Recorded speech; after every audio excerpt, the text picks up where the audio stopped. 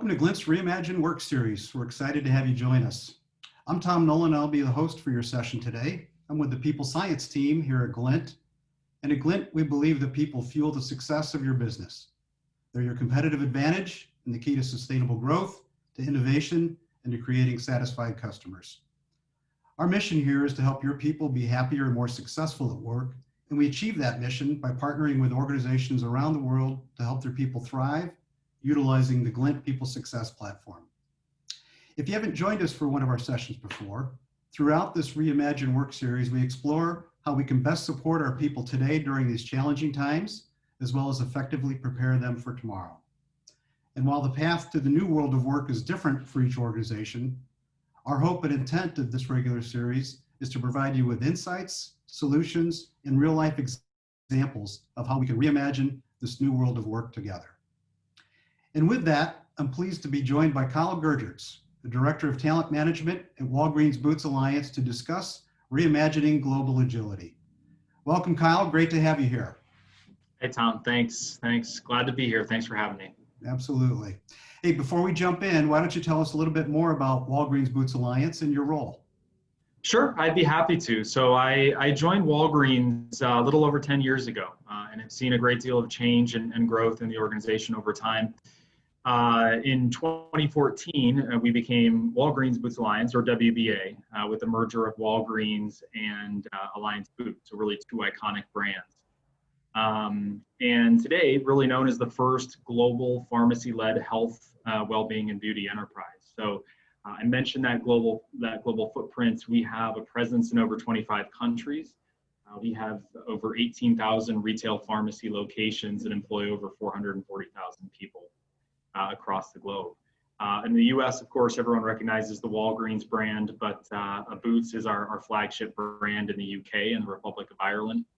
But also have a diverse business as well. So we have a large pharmaceutical wholesale business in which we deliver medications to over 200,000 pharmacies, doctors, hospitals in over 20 countries. My role as Director of Talent Management for Walgreens is oversight of all of our core talent programs. So everything from our performance management process to succession planning, to assessments that we use to hire and develop employees, and then also our engagement program. And over the past few years, that program has become increasingly global in scope, to the point that within the past year, we've stood up a truly global engagement program across WBA, of course, with the help of Glint. Great, good. Thanks for the background. And just to let attendees know, feel free to submit questions via Q&A, and we'll get to those that we can toward the end of our session. So, Kyle, let's start our conversation by looking back before COVID-19. What was Walgreens and WBA's approach to employee listening at that time? Yeah, I would say a pretty traditional approach. We kind of mastered the art of the once annual survey, right? We had a lot of focus and energy and attention around that, as well as action planning on an annual basis. From a global scale, we were really across our divisions, we were coming at it from different places. Walgreens had a pretty established survey program, as did Boots. Other parts of our business, not as established. Some parts of our business, not measuring employee engagement at all. So we were really coming from different places across our global divisions. Where we did have it in place, I would describe it as more of a more traditional approach. Our primary goal, as we started to stand that up, was really just to create a common language and way to measure engagement across the globe. We knew that if we could do that well, it would really benefit our organization in the long run, and that consistency and being able to understand what our colleagues across the globe need would be truly kind of a game changer for us. Yeah, great. How did you first approach it? How did you get started, and what were some of the key lessons learned during the first year of this new approach? Yeah, so I think, in terms of getting started, we tried to focus on the basics.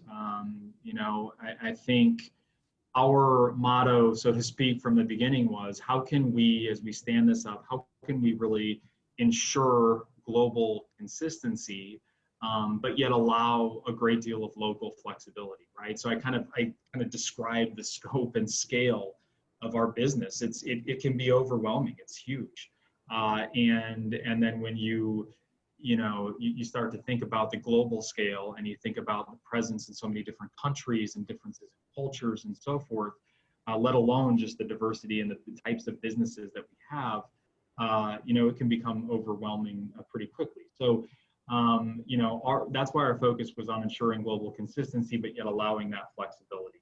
I think the biggest lesson learned as we tried to enable that approach or that model was bringing together a community of practice.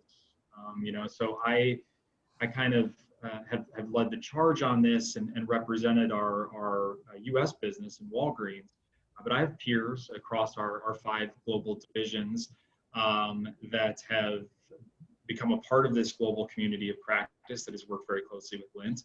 And, we've kind of served as an operating team overseeing it. And so that has allowed us to stay joined up and make sure that we are designing it in a way that is creating that consistency for everything from how we deploy surveys and how we measure things to how we plan action and report on results and so on and so forth. But then also allowing each of those members of the community of practice to really serve as the head for their division, and being able to kind of take that global footprint or model that we've established and be able to tweak it and localize it. Everything, again, from the way we deploy surveys to the way we communicate and so on and so forth. And so I think that has been one of the key lessons learned. I think the other, Tom, has been, we mentioned we wanted to start with the basics. We also wanted to start with demonstrating the impact of employee engagement. And so we made that a priority in year 1. We devoted a great deal of time in doing this. So as we deployed that first global survey, we started to measure engagements. What we did was we put our focus around understanding how engagement is driving business outcomes, right? In our retail pharmacy locations, that's, of course, as you can imagine, things like sales, things like customer satisfaction that are really important to us. But in other parts of our business, it's around safety, right? In our warehouse environments with pharmaceutical wholesale, it's around safety. And so those are the types of business outcomes that we looked at. And we were able to demonstrate really strong relationships amongst all of those divisions. And I think that really set the foundation for us to be able to tell a meaningful story and gather buy-in across our organization. So that's kind of where we started. Yeah, and I bet being able to establish those linkages in the less mature parts of the organization, you'll be compared to the Walgreens part of the organization, that helped them understand the why of why some of this work is really important. So a lot of dynamics at play there, it sounds like, in the first year of pulling that together. Thanks for that background. Yeah. Let's fast forward a bit to once the pandemic hit. What was the decision process like in regards to your engagement surveys at that point in time? Yeah, it's a great question. It's been an interesting year, as it has for everyone, right? The timing of this was really interesting. We stood up that first truly global survey in September of 2019, so a year ago. And as we stood that up, we had planned to make this a biannual survey, so every 6 months. And that of course left us with March of 2020 for the deployment of our second global survey. And we were all set to roll that out and deploy that. And within 24 to 48 hours of doing so, we decided to pull the plug. We debated it a lot. The impact of COVID across the globe was just so dramatic. And understanding the type of business that we're in, where we have team members that literally have been on the front lines of this throughout the pandemic, that are interacting with, our stores haven't closed, right? So I've been interacting with our customers, our patients. It's a tremendously stressful period for those team members. And so while we thought that putting a pause on the deep dive engagement survey was the right thing to do, and I still wholeheartedly believe that it was, while we decided that that was the right thing to do at the time, we also didn't want to shut off all lines of communication, right? So while we didn't want to launch the full survey because we felt it might be a little bit tone deaf at that time, and that was the last thing we wanted to do, was put another demand on our team members. We didn't want to lose sight of keeping track of how they were doing and what additional support they needed during a really challenging time. And so, that led us to rethinking the way that we could approach it. And so what we ended up doing was deploying what we branded as a COVID-19 wellness check. And this was a short, simple survey. It was designed to get a pulse on how our team members were doing, what sort of additional support they needed during this time. We thought about rolling that out as a traditional pulse survey, open up, leave it open for 2 weeks, close it, gather insights. And it just didn't feel like that fit the environment. And so what we ended up doing was launching that shortly after the COVID hit, and just leaving it open for several months. And it was continuously open for team members to provide feedback. They could leave feedback as often as they liked. And it allowed us to really monitor and look at trends over the course of how things evolved over March, April, May, and which was really valuable. The other piece of that was that we broke down the barriers to getting results to our people in that time. So we were looking at trends continuously, but then also in certain parts of our organization, we did open up results in real time to some of our leaders and managers. And so wanting to get that in their hands as quickly as possible. So those were kind of where we were leading into COVID and how we quickly pivoted during that time. Yeah, very good. So you're in unplanned and uncharted territory. What were some of the initial survey results like, and were there any themes that stood out to you, either right away or throughout the course of analyzing what you were seeing coming in during that time? Yeah, a lot of it is probably as you would expect, but I think overall, if we look at the positives, and which there were many, I think we saw a lot of positive feedback for, as an organization, how we've managed communications throughout the entire pandemic and kept employees really well informed. So that was one thing that we heard that was really positive and reinforced some of the things that we were doing. I think, naturally, as you would imagine, a great deal of stress that people are going through during this time, and not just for our team members on the front lines.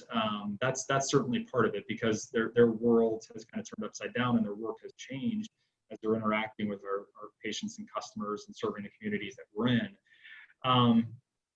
But also this intersection of personal family life and work, right? So people feeling the stresses and demands of their individual lives outside of work, and how that creates stresses and creates issues around balance within their business and work lives.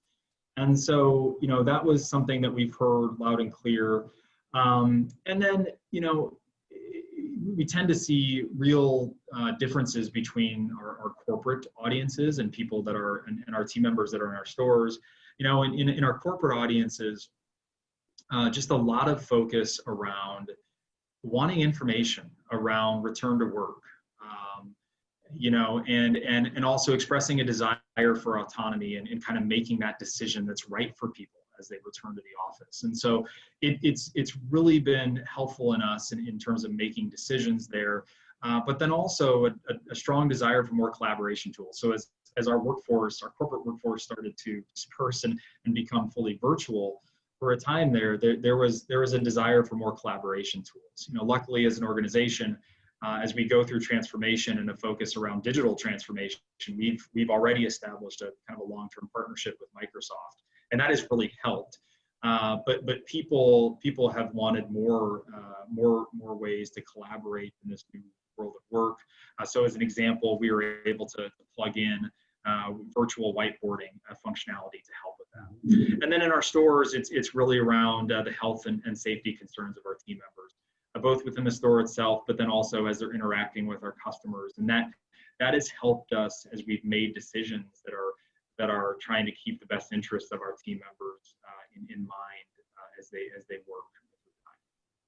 Yeah, very good. Yeah, I remember seeing some of the comments of whiteboarding popping up pretty frequently, and indicative of the type of culture and collaboration that happens there. And good to see that you found a pretty effective solution, given we're moving to a remote workforce.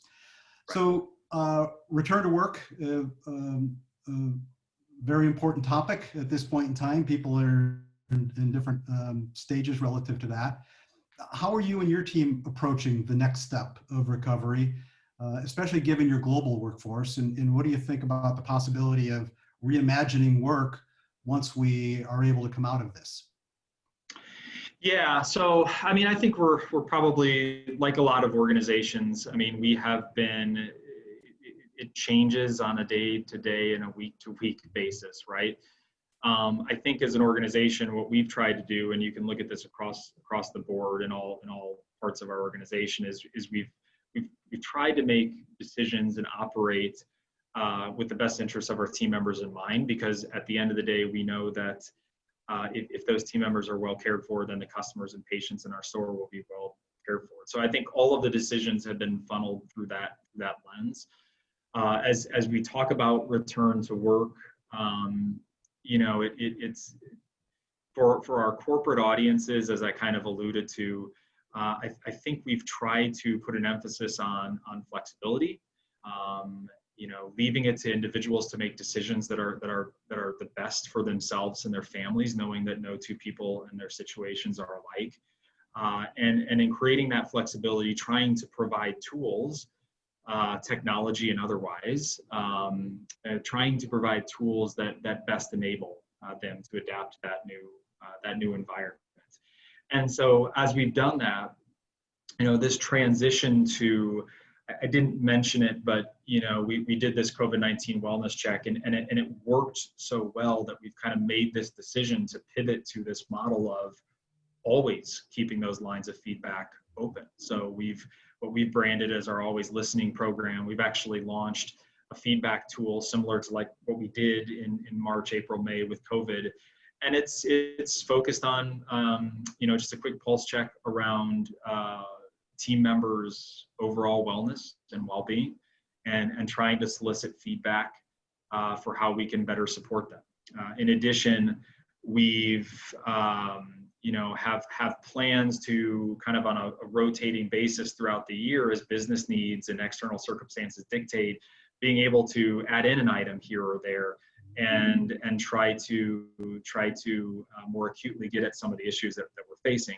As we've launched this program, given what's going on in our society with the racial equity movement, we've put a focus initially on diversity and inclusion and feelings of inclusion and acceptance amongst our team members. And that's the initial returns that produce really helpful data and information for us. So, we've kind of used that as a pivot to listen more continuously. And I bring that up because I think, as we continue to contemplate this return to work and what that looks like for us as an organization, we're kind of using this tool to keep our finger on the collective pulse of how our team members are feeling about that, so that we can respond as in an agile manner as possible.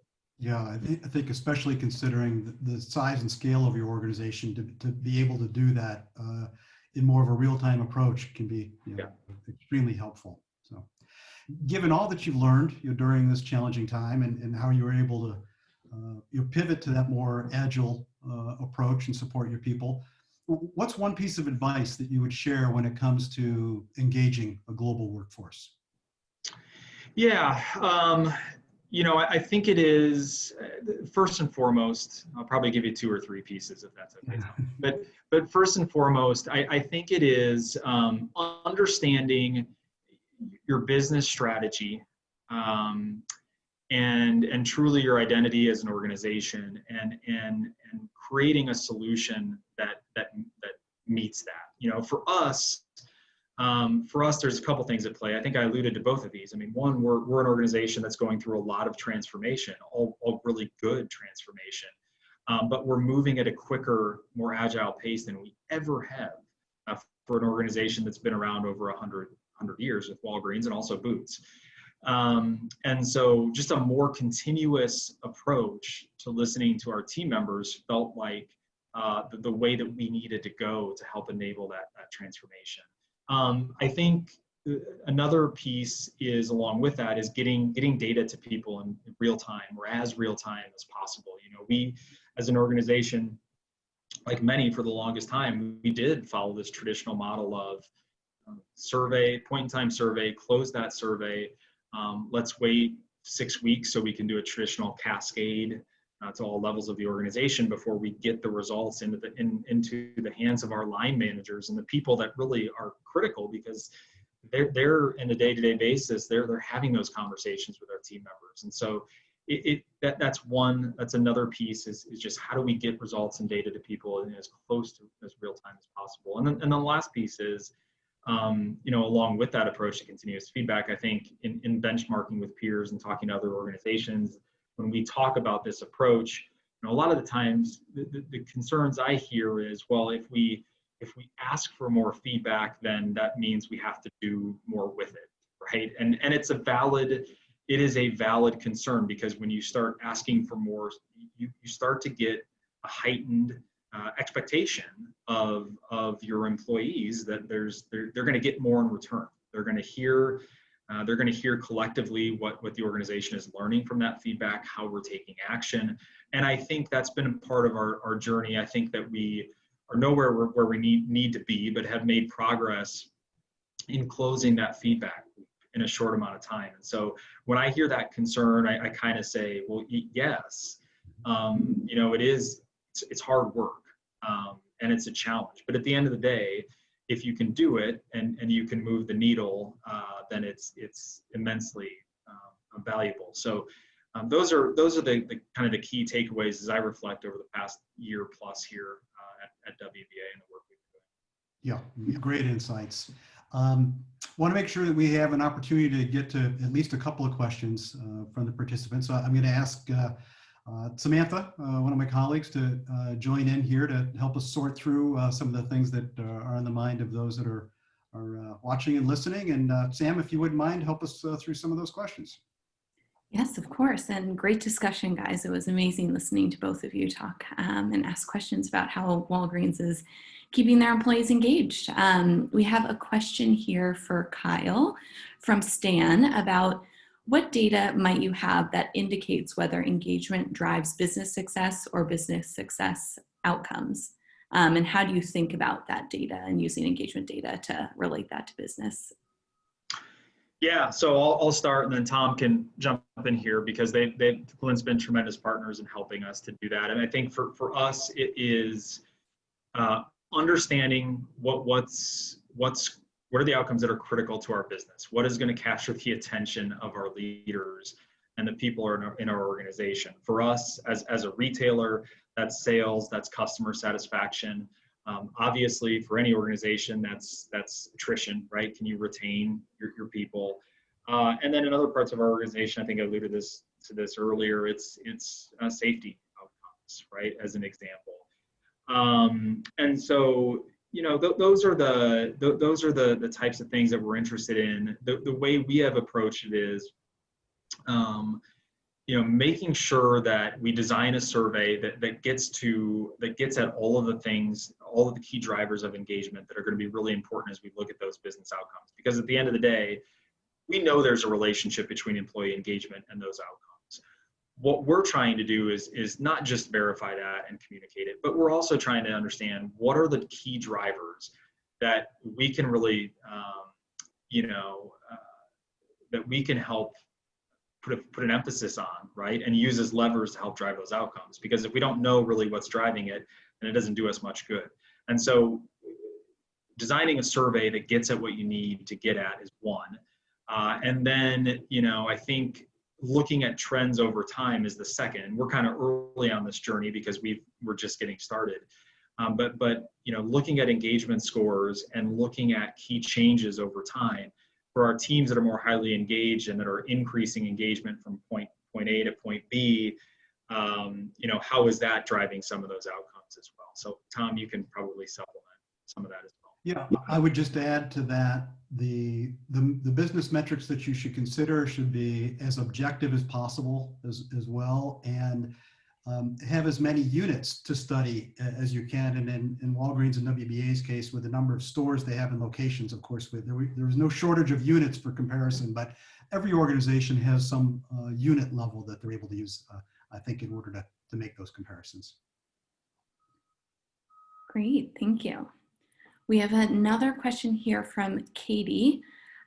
We have offices across the globe and all that are in different countries, just like Walgreens, that have COVID-related policies and regulations regarding how the different states and countries are dealing with the pandemic. How are you balancing and accounting for these differences in your return to workplace plan? Are some offices opening before others? Yeah. The short answer is yes. It is not a one size fits all across the globe. I talk to colleagues often in the UK, so I kind of have a better understanding while I'm living and breathing the Walgreens return to the office every day. I interact with enough colleagues across the globe to get a sense for how that is, and I would say different countries are just in different places. And I think as an organization, we have not had a one-size-fits-all umbrella approach to this. Local divisions, countries are approaching it based on the needs in that area, and so that's it. I mean, that's the key takeaway. Great. So this question, actually, Tom, let's start with you. Many teams at our organization are small and don't meet our organization's threshold to receive their specific team's engagement results. What do you suggest managers do to make sure that they are effectively supporting their employees when they don't know their responses to the survey? Yeah, a couple of thoughts. One would be, if you have an ability to have what we would refer to as a smaller team dashboard, or even a supplement to that, a roll up to the next level, looking at the most local results you can review will be helpful. And then keep in mind also that what we're looking to do is drive a conversation at a local team level, as opposed to the survey or the reporting serving as the conversation.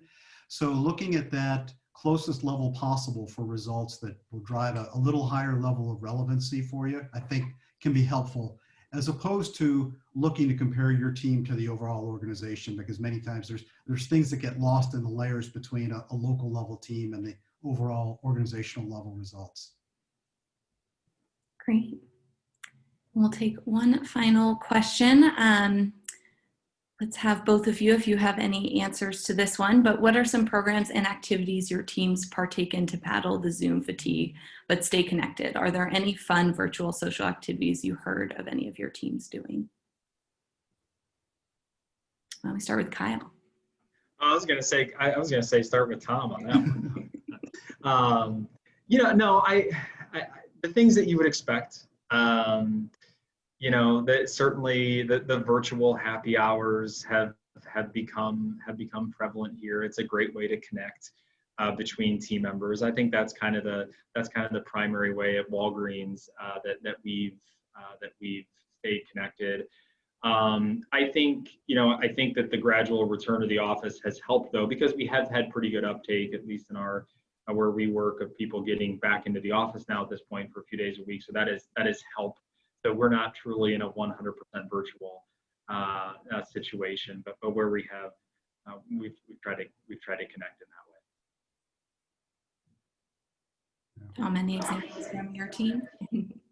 Yeah, I would say, one, it's an interesting question because everything's been so challenging, and fun is a word that hasn't been tossed around much in the last couple of months, but extremely important, especially for larger organizations that are working in a more dispersed manner. The one for our team, my colleague Chad came up with this and called it People Science Team Connect, and it was a question of the day that he put out via Teams channel. Was just an interesting question that anyone who had the opportunity to answer would, and all kinds of graphics and GIFs and things that would enhance it. But I think I learned more about the immediate team that I work with in the last 3 months than I did in the previous 9 months, just based on those really interesting questions. And that's something everybody can do. And we're literally all around the world. So it was a great way to stay connected and have a little fun in doing so. Awesome. Great. Well, I will pass it back to Tom and Kyle for you guys to wrap up. Thank you for answering the questions. Great. Sure. Thanks, Sam. Kyle, great to chat with you today. Great insights, and really with two big dynamics. One bringing the strategy together globally, and then two dealing with the unplanned pivot on the pandemic. So really appreciate your participation today, and thank you for sharing your insights. Yeah, thanks, Tom, and thanks everyone who attended. It was great to be with everyone today. Great, good. So if we didn't get to your questions today, head over to our LinkedIn group, the People Success Forum, and ask it there, where you can get some feedback and support from HR leaders that are part of that community, and also individuals on our Glint People Science team. As I mentioned earlier, this event was part of a larger regular series called Reimagine Work, where we explore what the path to the new world of work looks like for organizations today. Our next session is going to be September 23rd, and it will cover reimagining productivity in the new world of work with Amit Shind. He's the Director of Customer Solutions at Microsoft, and Kevin Meyer, our Head of Strategy and Business Development for North America at Glint. It'll be a great discussion, some real cutting edge things that they're working on and putting together there. So we hope you can join us for that. Visit the upcoming events section on the Glint company page on LinkedIn to register directly for any future events and see what the topics are that we plan to be covering in the coming weeks. And lastly, if you're looking for more resources on how to support your people today and prepare them for tomorrow, visit our Respond, Recover, Reimagine resource page on the Glint website. Thanks everyone for joining us today. We appreciate it. And again, special thanks to Kyle for his time and his insights, and hope you all have a great remainder of your day.